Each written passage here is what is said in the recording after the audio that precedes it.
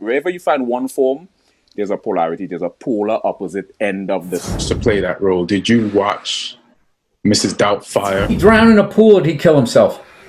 I don't want to get into it. This is supposed to be lighthearted. I have a toaster oven tattooed on my ass. It's not a... You know, with chips in it. Oh, soft. Like Coke, Pop, 7-Up. Yeah. I really enjoy 7-Up. Someone who probably smells just, So that makes you a baby backwards tit-sucking...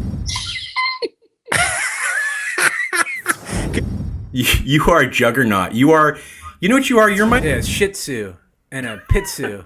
In my bathtub, is that okay? I was hoping you would be in your bathtub, but not like this. Boy, killing it, boy, killing it. I don't know exactly.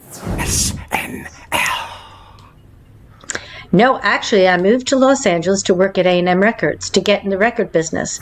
Off its mother's teat and all the milk saliva was drooling out. That's a deep philosophical question. That requires a whole day.